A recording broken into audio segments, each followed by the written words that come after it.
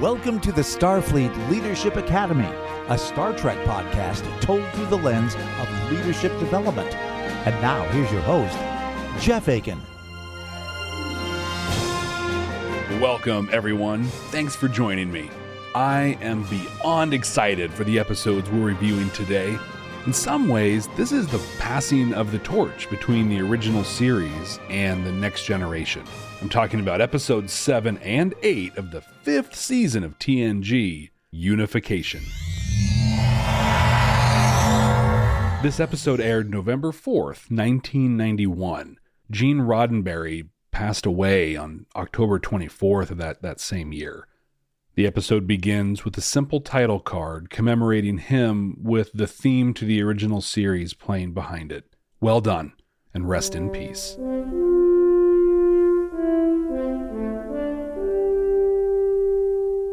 Picard meets with Fleet Admiral Brackett in his ready room. She shows that Ambassador Spock, Spock, right? From the original series, here we go. But Spock is on Romulus, and they believe he may have defected, which would be absolutely devastating to Federation security. Now, back in the 3rd season of The Next Generation, Picard shared a mind meld with Sarek, Spock's father, so this really hits him particularly hard.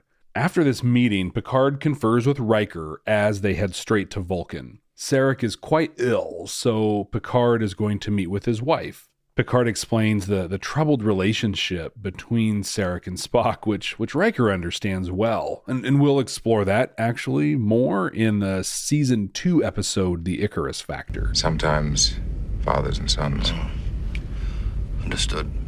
Long story short, Spock essentially sees Sarek as a colleague and really doesn't hold him in any kind of regard as a father. We're going to learn a little more about this later on. Picard assigns Riker to investigate the remains of a Vulcan ship that were recovered from a Ferengi vessel. So far, we're just a little bit into this episode. We've got the Federation, we got the Vulcans, Romulans, and Ferengi. We're really branching out all across the galaxy. Picard meets with Perrin, Sarek's human wife, his 3rd overall wife, and his 2nd human wife, Amanda Grayson being the first human he married. I'm Henry the Eighth, I am. Amanda raised Spock and Michael Burnham. Perrin says that Spock wrapped up all of his affairs before he went to Romulus. He totally planned on going. And she goes on to explain the tension between Spock and Sarek, and she shares... But when the debates over the Cardassian War began, he attacked Sarek's position. Publicly. He showed no loyalty for his father. She also explains just how sick and ill Sarek is. Picard asks to see him, and she reluctantly agrees, and that's really based only on the relationship between the two of them because of the mind meld they shared. Sarek's in bad shape. He's speaking nonsense. He's rolling around restlessly on his bed. He just looks tired and worn out. He comes to a state of lucidity. In silent lucidity. Once he recognizes Picard, and he shares that at the Kittimer conferences, Spock met Senator Pardek, a Romulan senator. Over the years, the decades really, 80 some odd years, they had connected, and Sarek believes that Spock has gone to Romulus to meet up with and to see him. As quickly as he became lucid, he slips out of it again. Picard helps him back to his bed, and Sarek says that he secretly admired his son this whole time, especially his courage. The two share a very touching moment. Peace and long life. Live long and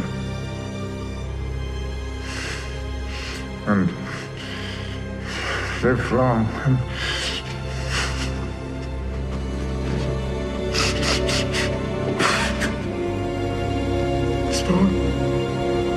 And son.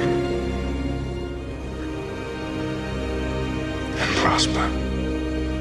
If you've ever experienced this decline with a loved one, this was a really well done and honestly very hard to watch scene.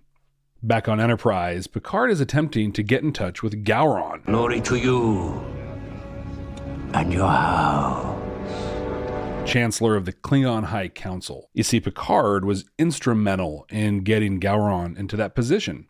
After trying to reach him for 3 days, they're contacted by a junior adjutant to the diplomatic delegation. Assistant to the regional manager. Same thing. Oof, this is a serious insult. Picard attempts to negotiate for access to a ship with a cloaking device, but the adjutant just isn't hearing it. So Picard shifts tactics masterfully and ends up getting access to the ship. You see, Picard has the luxury of representing a galactic superpower. That's not something all of us have in our organizations, right? But we do, though, regardless of what level either we're at or our organization is at, to, well, I'll throw our weight around a little bit. I call it swinging a hammer. Something heavy that can be very effective in, driving the nail in what you need, but it also runs the risk of destroying whatever is in range of your swing. So keep in mind, swinging the hammer should never be your first course of action. In this segment, Picard swings the Federation hammer gracefully. He basically threatens Gowron that they will support another great house if he doesn't come through for them. The only benefit to the Klingon Empire would be our gratitude. Please add that if he is unable to provide us with a ship, then I am sure there are others in the Klingon Empire who would be willing to help me. And then they would have our gratitude. Now, that might be kind of hard for a lot of us to compare to our daily lives, so I'll share an experience I had, a sort of similar situation that I had once before that you might be able to better relate to. The program that I was leading at the time was providing a service that was above and beyond what we were asked to do. You see, we were highly efficient in our standard work, and that was because we applied lean principles. We eliminated wasteful, non-value-added steps in all of our processes. And this allowed us to provide a higher level of service than was expected. Well, that is, until a new government regulation changed, almost all the rules for us. Now we have all these additional non-value-added steps that we can't eliminate because they're required by law. We call those non-value-added but necessary steps. And I tell you what, those are my absolute least favorite steps. It's just we're putting new cover sheets on all the TPS reports before they go out now, so if you could go ahead and try to remember to do that from now on, that'd be great. All right. Because of these, we had to scale back what we were providing. Now, a change at the executive level to our compensation structure would have given us the resources to continue the high level of service, but that was a tall ask. So after my more delicate approaches failed, much like Picard, I looked for my hammer. See, I'd learned that this extra bit we were providing had come to be relied on internally by a few other programs. That knowledge gave me the hammer I was looking for. If you don't change our funding and compensation structure, it'll cost these 3 other programs X amount of dollars extra to do the things they need to do. Tell you what, I'm going to eliminate these extra steps in a week to comply with the new regulations, unless we have the new resources we need.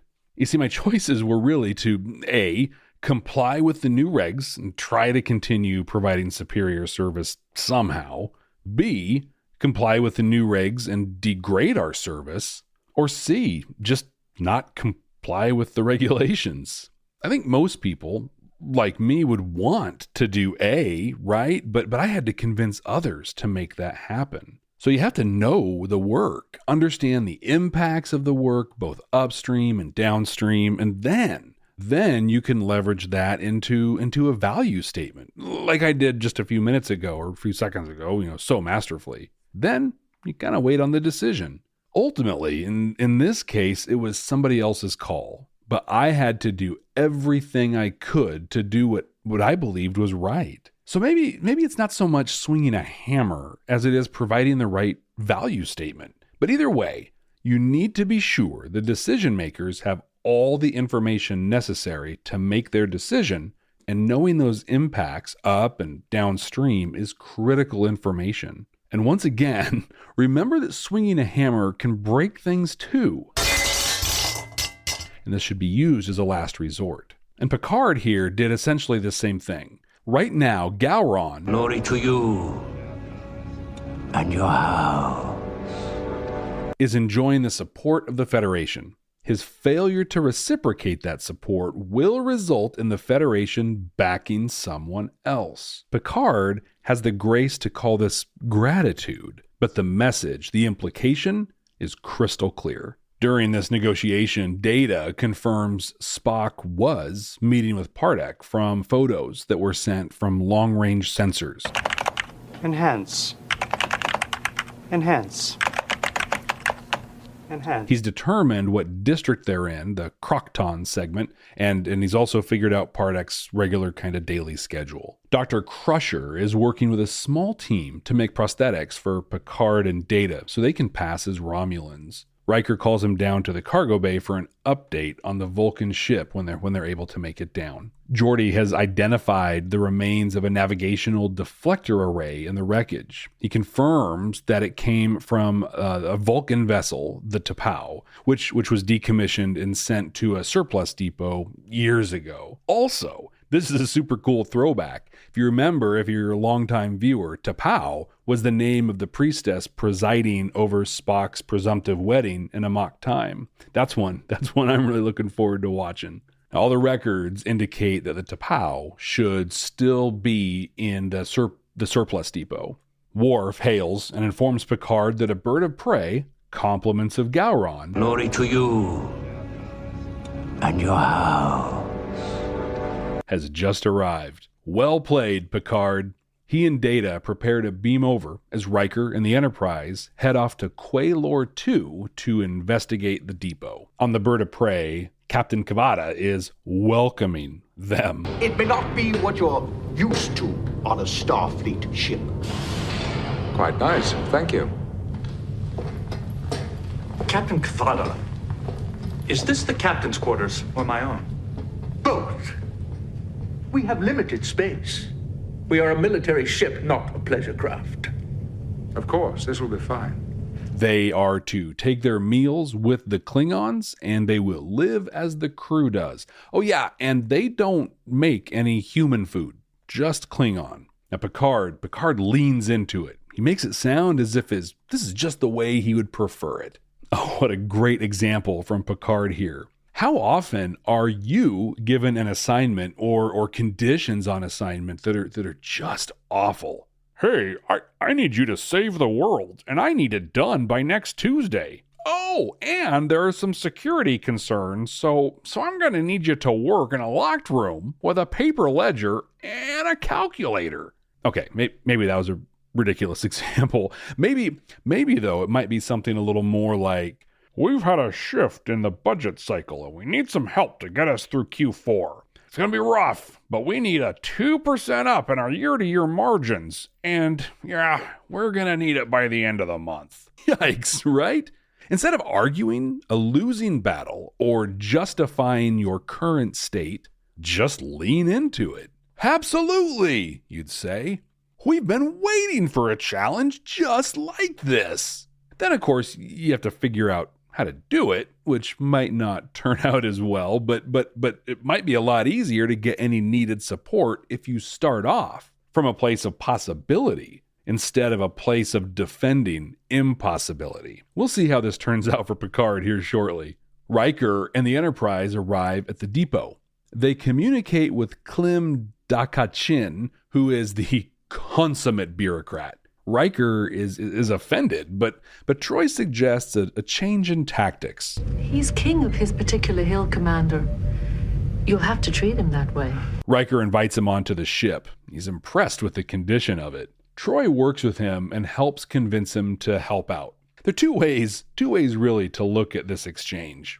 The first is that Riker is playing to strengths and having Troy work with Dakachin because she's friendly and is able to gently convince people to help out where they normally may not want to. And then there's the other way where Riker is taking advantage of a coworker's physical appearance to encourage, well, frankly, a minor quid pro quo. Despite the evidence to the contrary, He probably figures that we don't get to see a lot of handsome women out this way. And someone like you might get a little more cooperation from me. He's probably right.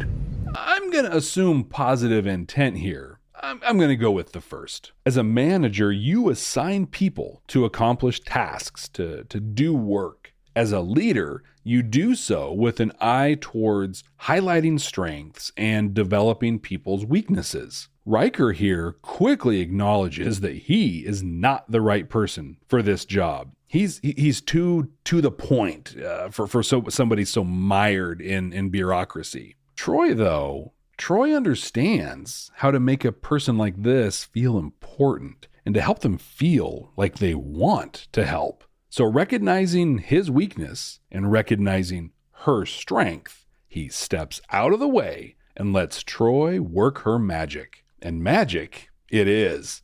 He locates the ship and they head to it.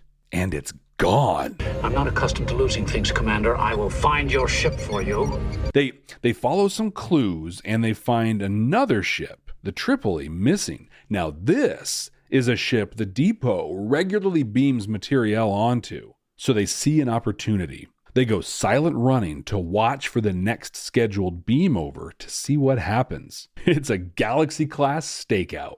Meanwhile, on the Klingon ship, Data says he doesn't require sleep, or does not require sleep, and will stand while Picard attempts to get some rest. Remember when I said we'd see how leaning in worked out for Picard? Well, here we see it didn't work out too well. And just watching him lay there is uncomfortable. That bed is terrible. Such an incredible back and forth between him and Data. Picard is a little, creeped out. He's just standing there, apparently cataloging, reviewing, and analyzing data around the Romulans so he can, better impersonate one. What are you looking at? I'm not looking at anything, sir. I'm continuing to organize my files. But you were looking at me. I am sorry if I was disturbing you, sir. I will not look in your direction. But still, it's hilarious to watch. Finally, Picard gives up. They review the data together until Kavada calls him up and shares a communication came through stating that Sarek has died. A small, highly armed combat vessel shows up, positions itself where the Tripoli would have been. It is full of cargo, mostly weaponry. They intercept the package meant for the Tripoli, and Riker tries to hail. They fire on the Enterprise, and in the return fire, they're destroyed. Worf was just targeting their weapon systems, but the cargo in it was so volatile, it exploded, taking the ship with it. Looks like they've hit a dead end in their investigation. Back on the Klingon ship, Picard and Data have their Romulan makeup on. It looks good. It's weird, though, seeing Data with normal eyes and seeing Picard with a full head of black hair. Picard shares his feelings about Sarek's death with Data. He's really apprehensive about now needing to share this news with Spock in addition to their original mission. Data comments on the tension between Spock and Sarek. He offers a real commentary on human interaction. We have just a limited time to live, and Data finds it discouraging that people can't resolve their differences in that short time.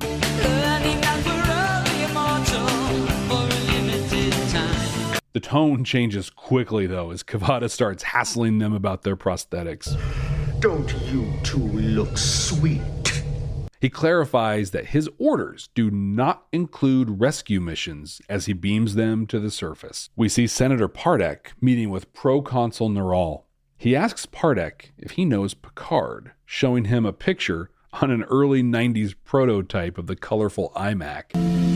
Oh, and then there's the new iMac, which is about as un-PC as you can get.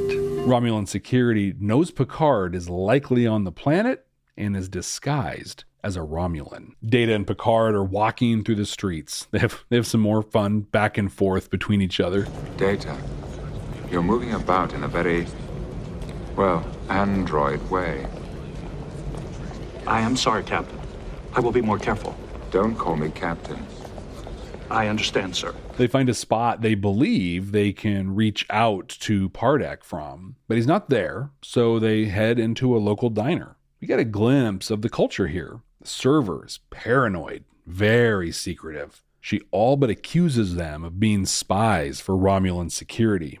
It'd be interesting to see what this would have looked like if the Tal Shiar were already a part of this universe. The two attempt to enjoy their soup, but Data sees Pardek. As they go to meet him, 2 Romulan security officers cut them off and arrest them. They're taken into a cave where Pardek is waiting for them. The security officers were in disguise. It was all a ruse just to get them off the street. From the shadows, we hear a voice, and that voice reveals itself as Spock.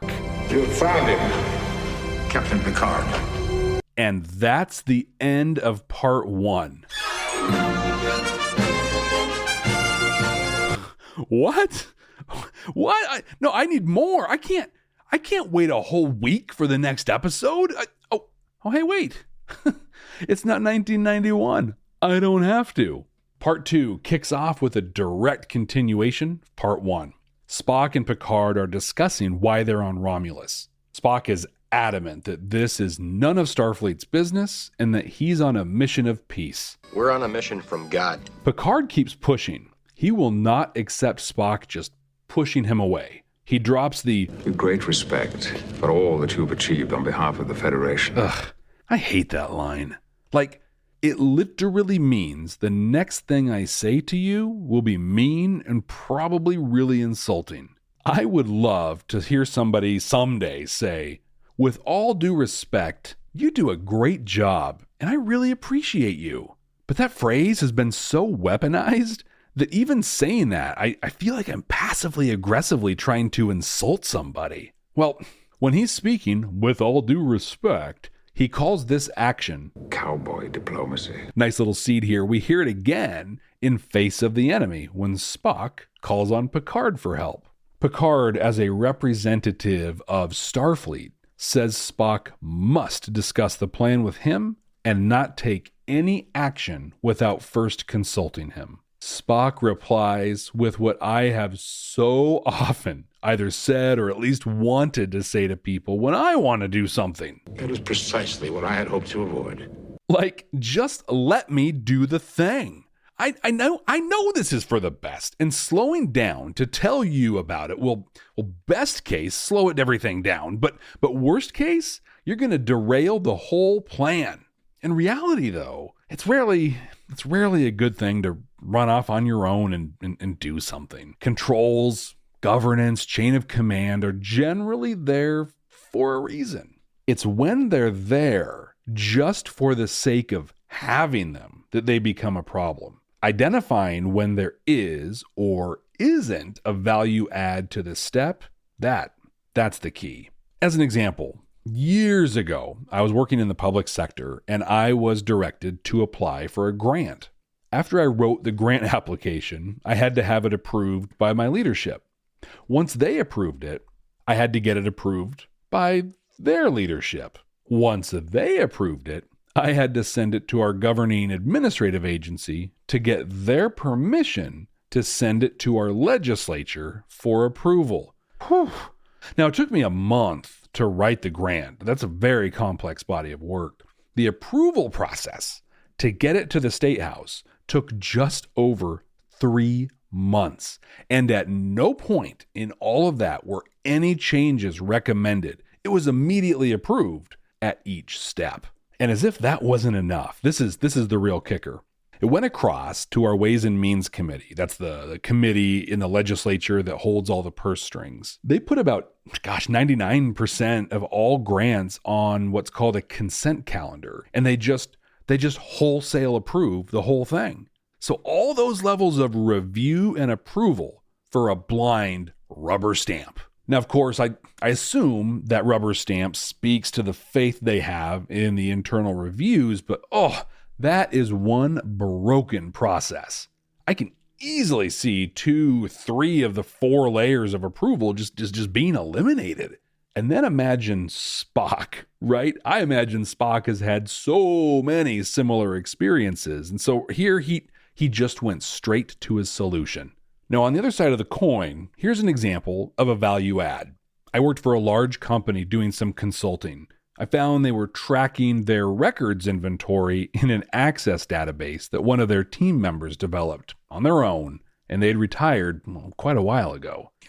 Yikes, right? So I recommended a records management system to them. They initiated the procurement process, and this company had IT governance in place. So any procurement request for software went through them first. They got our request and let us know the company already owned a system, and all they had to do was purchase more licenses. This saved a ton of money and a ton of time, and they got this solution as quickly as possible. Now, I don't think something the scale of Vulcan and Romulan reunification necessarily falls into that level of review in Starfleet, at least in Spock's experience. So once again, based on that, he goes straight for solution. Picard chooses not to argue this with him.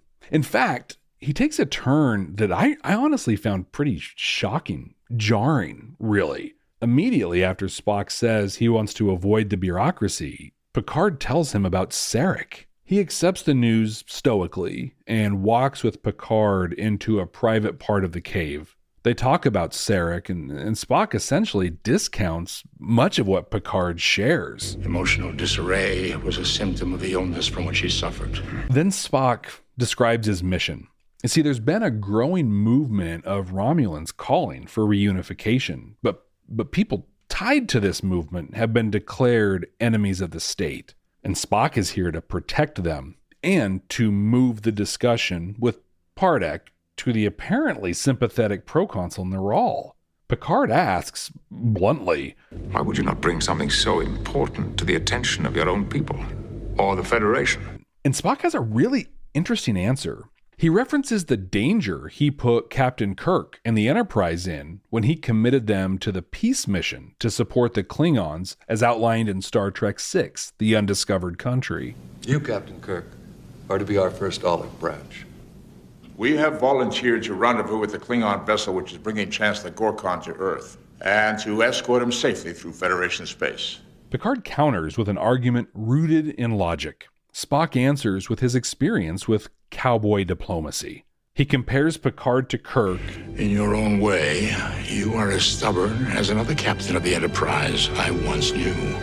And seems to agree, ultimately, to include Picard in his activities. Data on the Klingon ship asks Kavada for access to their computer so he can hack the Romulan info security net. Hack the planet! He also has a plan to piggyback Romulan signals to be able to communicate with the Enterprise. Kavada agrees to give him access as long as he shares any info that he gets on the Romulans with him. Data agrees and gets right to work. On Romulus, Spock and Picard are meeting in the open at what looks like a cafe. Spock is trying to convince Picard that all of this is a real possibility. Since you have a closed mind, Captain, closed minds have kept these two worlds apart for centuries. In the Federation, we have learned from experience to view the Romulans with distrust. We can either choose to live with that enmity or seek a way to change it. I choose the latter. A young Romulan, Datan, approaches them and shares an ancient book that tells the story of the Vulcan separation. Pardek comes up, shoos Datan off, and takes Picard and Spock to a more private location. Pardek talks about the generational shifts that have been occurring in society. Datan and the youth are no longer accepting the distrust and the hostility in their culture. He says that his generation, ultimately, will have no choice but to come into line with them. He goes on to say that meeting Spock, a real Vulcan, has inspired them to new levels. And then the big news. Neral has agreed to meet with Spock. What a huge step in his plan. Riker, continuing his investigation at Quailor 2, finds himself in a seedy dive bar. He's looking for the former wife of the pilot of the ship they destroyed. Oh, he's all Riker in this. A new face. Same one I've always had. He's back and forth with the former wife, and she is great. She gives a little, not enough, and then she straight asks for a bribe. Riker reminds us that he lives in a post-scarcity society and offers to jam with her instead. Move over. Oh, just what I need. Another set of hands. Know this one? 20th century Earth.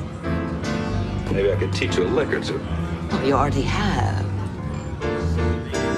She's into it and lets loose that a fat Ferengi Omag is the guy he wants to talk to, and that he'll probably be in the bar in a few days. Great stuff from Riker here. I mean, this is fantastic. Besides earning the reputation many of us know him for, he also teaches a valuable lesson here. When you don't have what somebody's asking for, offer something else that they would want. She wants cash, right? And Enterprise crew members they're too cool to have any of that. So after getting to know her a little bit, he takes a risk and offers something she thinks she'd still appreciate. Lucky for him, she's all about it, and it pays off. Spock is meeting with Proconsul Neral. He's shocked at just how interested and sympathetic he seems to be to the cause of reunification. Forgive me, I did not expect to hear a Romulan proconsul speak like a member of your underground. They agree to meet and speak more, and Neral says he will publicly endorse the opening of talks between Romulans and Vulcans. Spock leaves, but does not appear to fully buy in to what just happened. And to put a point on that feeling, we see Commander Sella emerge from a closet having overheard everything. Sella's been screaming to tear apart the Federation and the Klingon Empire, actually, for quite some time. She praises Neral for his performance. In the caves, everybody's excited, but Picard and Spock are both still really skeptical. Spock says he intends to meet with the proconsul. He figures it'll still advance his mission of exploring paths to reunification. And he also tells Picard this is the most logical course, as he must see this through. If the Romulans have an ulterior motive, he believes this is the best way to learn what it is. And there's also the chance Neral is being honest, and this will be exactly the next step he and the Underground have been hoping for. The discussion devolves into another discussion of Spock and Sarek's relationship. Spock believes Picard is being influenced by his memories of Sarek, and Picard believes Spock is acting from emotion and not logic, just as Sarek believed for so long. Picard sticks to his message, though, and he owns his words as his own. In this, Spock has the self-awareness to see the irony in the fact that he is just now hearing his father, but through Picard, and only after his father died. He acknowledges that he has brought his arguments with Sarek to Picard, and he's going to miss the arguments. Those arguments were all he had with his father. They head up to the Bird of Prey, and this leads to a scene that we Star Trek fans had been waiting for since TNG first aired. Spock and Data working and talking together. They discuss Picard almost as an allegory to the different paths the two have taken. Spock says there's an almost Vulcan quality to Picard, which honestly, it's pretty hard to argue. But Data says that Picard has served as a role model of what it means to be human. Well, yeah, that's also hard to argue. They dive into and discuss their personal goals. Spock to be more Vulcan, and Data to be more human. You are half human. Yes. Yet you have chosen a Vulcan way of life. I have. In effect, you have abandoned what I have sought all my life. This is a short but really satisfying exchange. While they're discussing this, they're also working on breaking the Romulan encryption, and they're successful. Back in the dive bar, Worf gets the piano player to sing Melota of Klingon opera. Man, Worf is really something else here. He ends up in a weird place.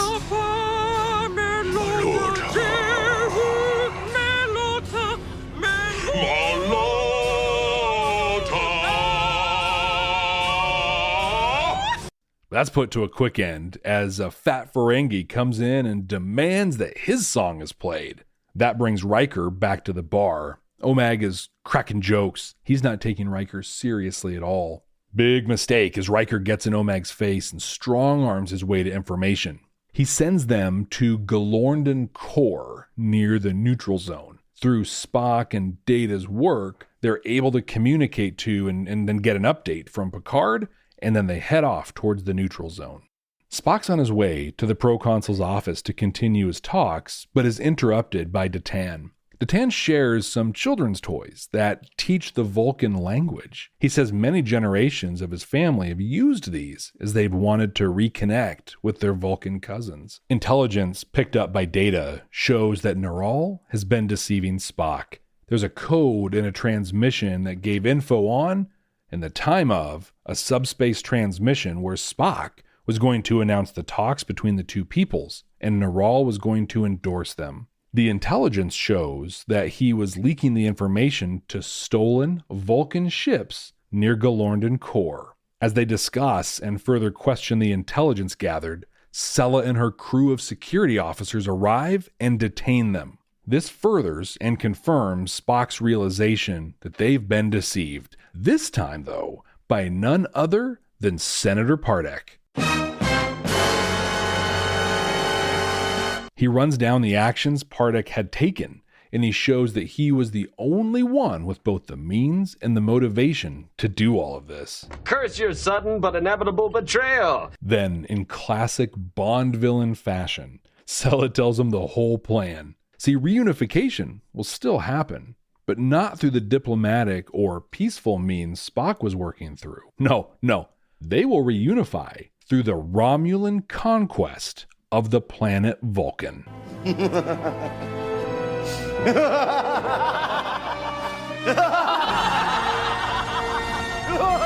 Sella's taken the group back to the proconsul's office. She continues the Bond villaining.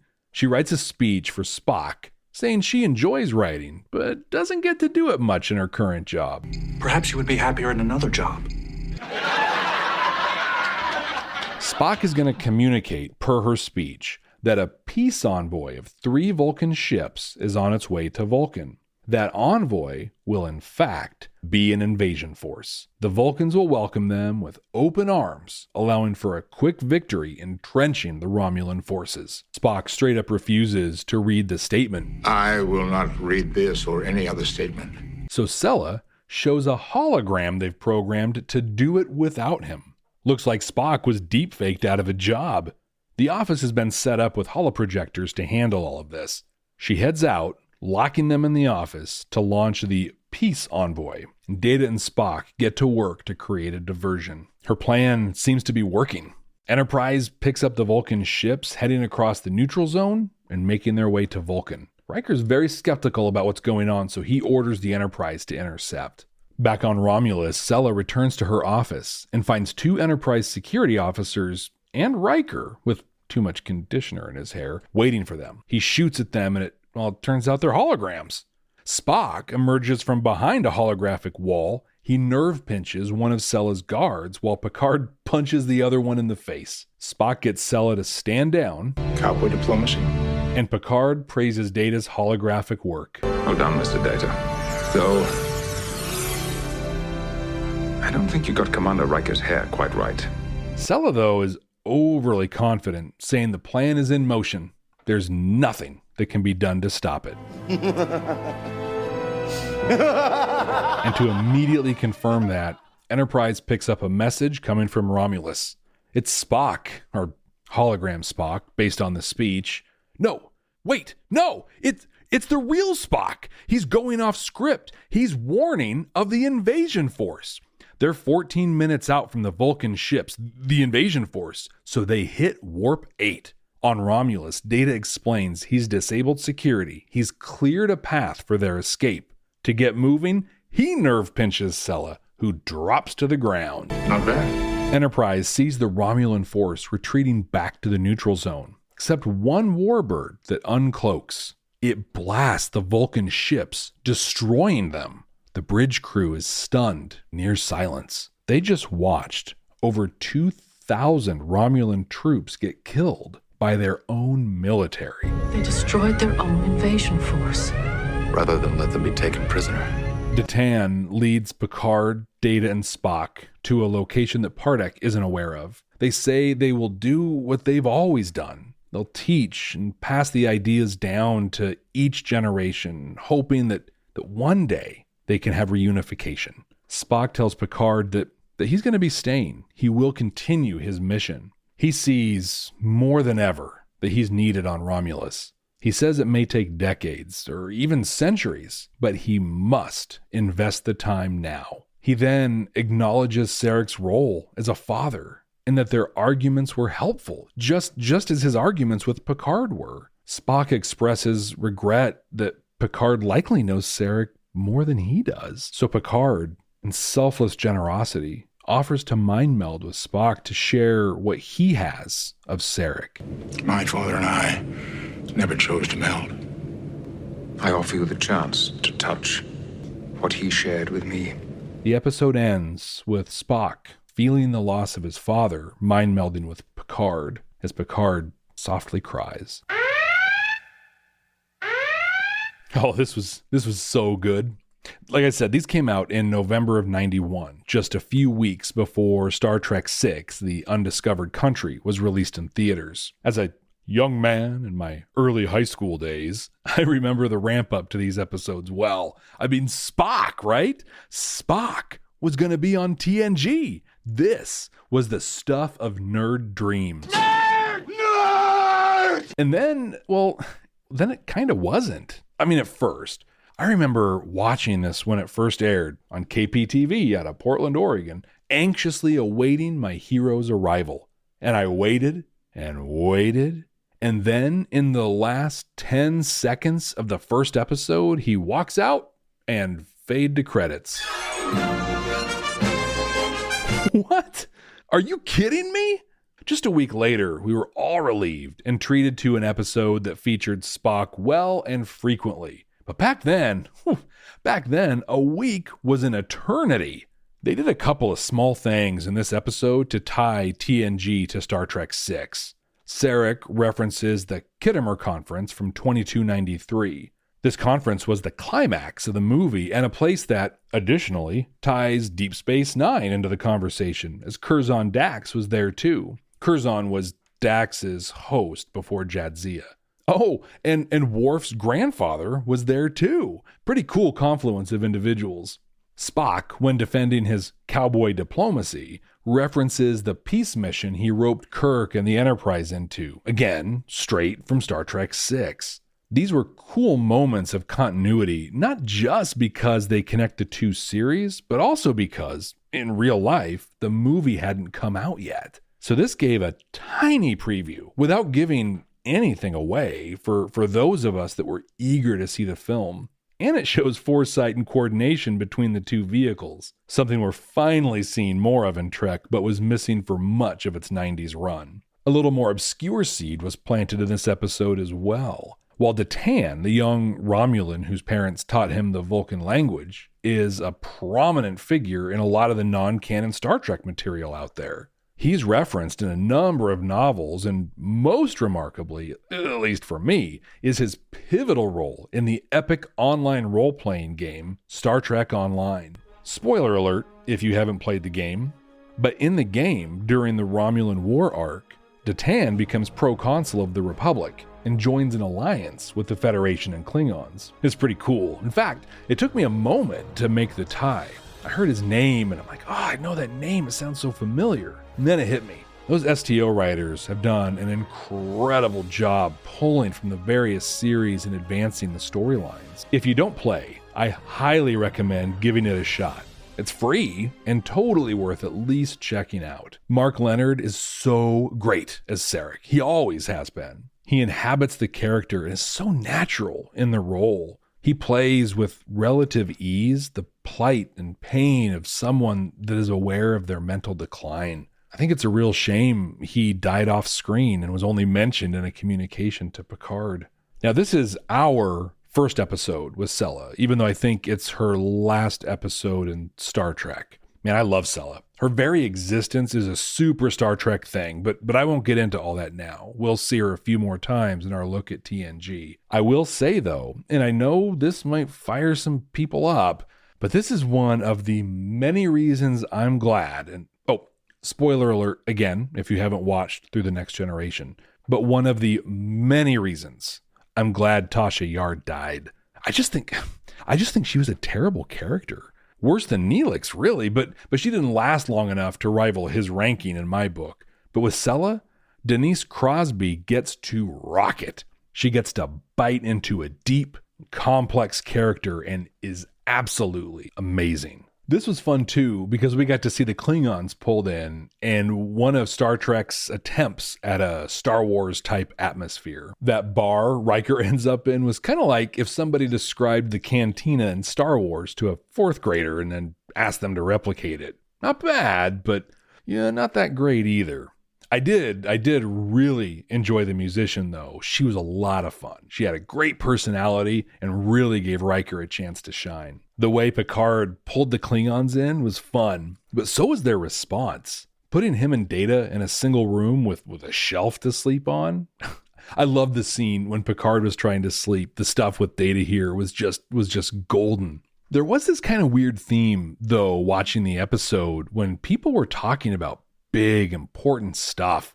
They'd just be looking off into the distance at nothing in particular. It was pretty distracting, really, especially like at the very start with the Admiral and later on with Captain Kavada. I'm sure it was supposed to import something, but it just came across, I don't know, weird. Every now and then, Star Trek goes big and epic, and this was one of those times. While the pacing, in my opinion, made it feel, I don't know, maybe a little smaller than it could have been, it still felt like it had galaxy-wide implications. A fun, mostly really well done set of episodes that echo Star Trek VI very well and set up future events in other Star Trek series.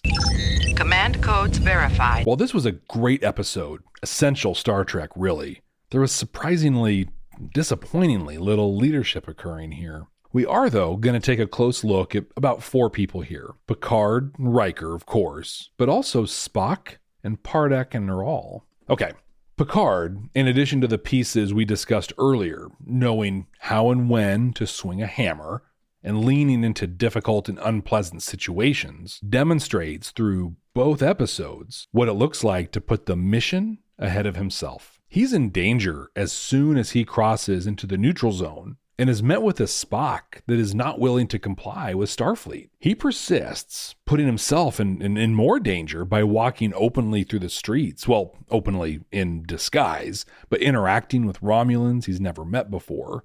He understands the mission. He understands how critical it is to the Federation, and he never backs down from it. When Spock offers him nothing more than resistance, he remains persistent. Even when he doesn't get the agreement he was wanting, even expecting, he continues and ends up with a compromise that works out well for all involved. By sticking to the mission and accepting Spock's compromise as being better than just getting shut out of participating, he's able to connect him to Data, and the two of them are able to accomplish amazing things. In fact, that's the ultimate value add Picard offers here, getting out of the way and enabling experts to do what they can. He connects with and ultimately manages Spock and then lets him do his thing. I think we can all learn a valuable lesson here. And for some, honestly, this might be a difficult lesson to learn. Picard's goal here isn't to solve the problem himself, but to determine what Spock is doing on Romulus and to proceed in the best interests of the Federation. There's a version of all that where he tries to do this himself, where he tries to be the hero. But when we see what it takes just to open communications on top of the Romulan signals, it's clear he would have completely failed.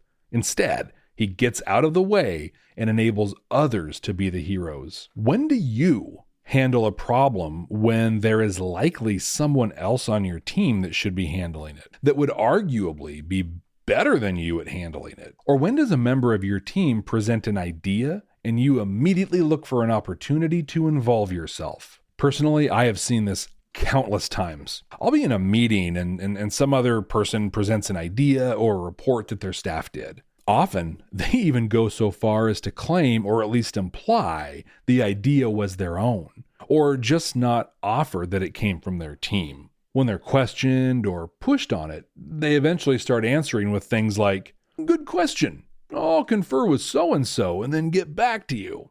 Now, if they're giving an executive report out on something, that's one thing. But if they're going to be asked specific questions and people are expecting answers, why didn't they at least bring their staff person with them? Why not share the glory and give this staff person a chance to shine in front of the executive team. At the very least, have them there to answer questions. Bottom line is the leader in this case chose to take the spotlight when it could have been shared. But why? Well, here's the answer and the tough pill to swallow. That leader's insecure and is afraid that sharing that spotlight will diminish their value. The reality is, though, that while the spotlight is being shared, it shines equally on both people. The staff person for doing well, and the leader for developing and highlighting the talent on their team. In most organizations, leaders and managers are in their positions to lead and manage, not to be a subject matter expert. That's for the staff. So do like Picard does. Connect to people, manage expectations, counsel, advise, remove barriers, enable people, and then get out of the way. Another spoiler alert here, maybe the last one, but as we learn in season 3 of Discovery, all of this eventually pays off. We talked about Riker managing to strengths and not objectifying members of his team at all or in any way. But another great thing he does that I want to dive into a little more is when he's negotiating with the piano player, Amory, in the dive bar. At one point, she asks for a bribe for info. Not having any money, he opts to jam with her instead, remember? She really enjoys it and ultimately shares the information. What this teaches us is that the thing someone says they want is not necessarily the thing they actually want or the only thing they want. Specifically, this makes me think of motivating your teams and your staff. How quick are we to look at salary increases or cash bonuses as methods of motivating or rewarding staff? This has been a go-to for, well, just about as long as we've paid people to do work. But is it effective? Well, just look at your employee engagement metrics to answer that question. And if you don't have those, just DuckDuckGo employee engagement rates. Or even better, I'll save you the time. They're generally not great. But how can they be not great when we offer them more money? Well, the thing is, money isn't what they really want. Most people want things like recognition, privileges, opportunities, and I think more than anything, meaningful tasks and work. Riker knew this. He could have easily told Amory to hold on while he returned to the ship, replicated some cash, and dropped it in her cup. Instead, he knew that she valued experiences and diverse music, so he gave her exactly that. In the post-scarcity society that Riker lives in, that may have been more of a matter of convenience. But for us, where we most certainly do not live in a post-scarcity society, this differentiation is much more practical. You can choose to throw money at your staff and hope for increases in productivity and profitability. Or you can actively work on their engagement, which rarely means money. That is, unless they aren't being compensated fairly or competitively. That's kind of an even before step 1 sort of thing. But this usually means you engaging with them to determine what motivates them. It's like Seattle Seahawks coach Pete Carroll once said, "I spend 98% of my day sitting in my office and thinking about what I can do to get my team to play just 1% better." And this brings us to Spock. In other episodes of the Starfleet Leadership Academy, I've praised him as a highly effective executive officer. I honestly don't know that I can say the same of him here. These episodes came out just a few weeks before Star Trek VI, as I've said, and that was where the Federation began its path to peace with the Klingons. This story echoes that with the Romulans. In the movie, Spock uses a crisis, the explosion of the Klingon moon Praxis, to bring the Federation Council together and embark on a peace mission. Last month, at the behest of the Vulcan ambassador, I opened a dialogue with Gorkin, Chancellor of the Klingon High Council. He proposes to commence negotiations at once. In Unification, he unilaterally decides to do this and he heads out on his own. Bluntly, this wasn't his choice to make. I mean, is the Federation a massive bureaucracy that probably would not have seen things the same way he did? Well, yeah, absolutely.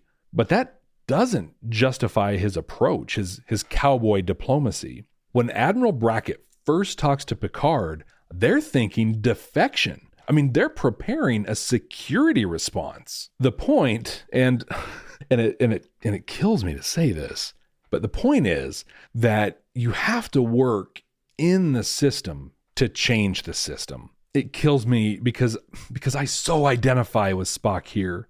I cannot abide massive bureaucracy. I have zero patience for it. But I've also learned that you can work within it. You have to have clear vision. You have to be persuasive and push the fringes of the edges of acceptable behavior. But that's how you have to do it.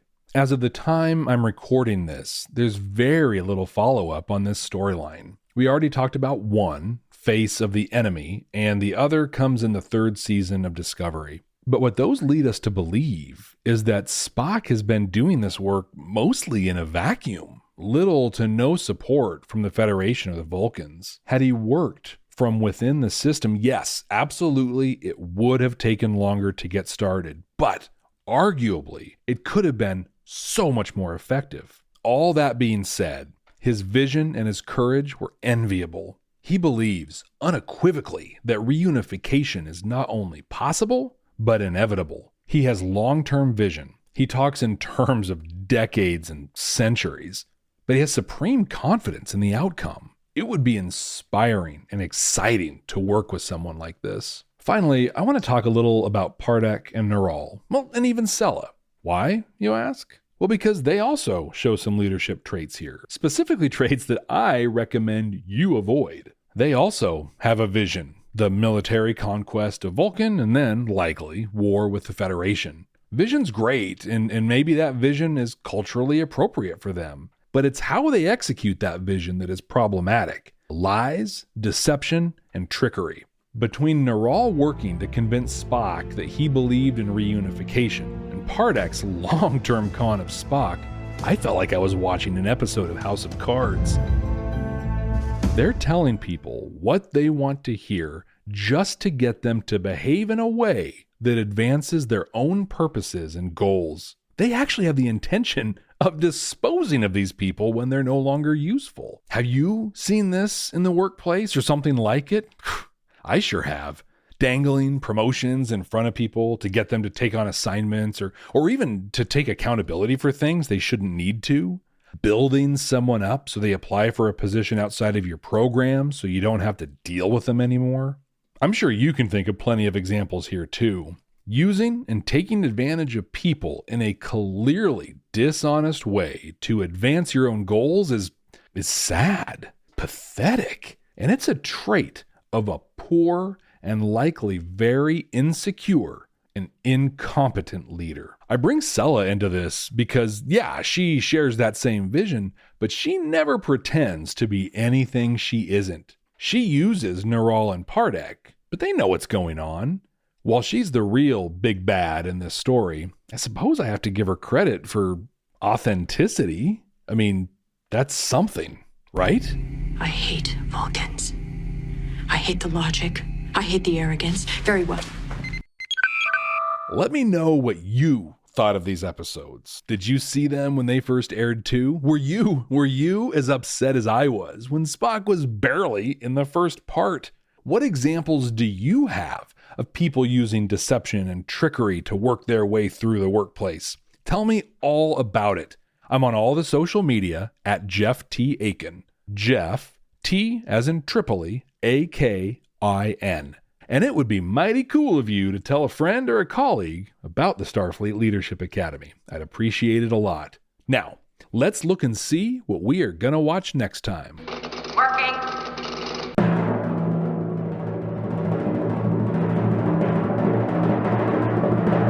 Looks like we're sticking around with some more of The Next Generation.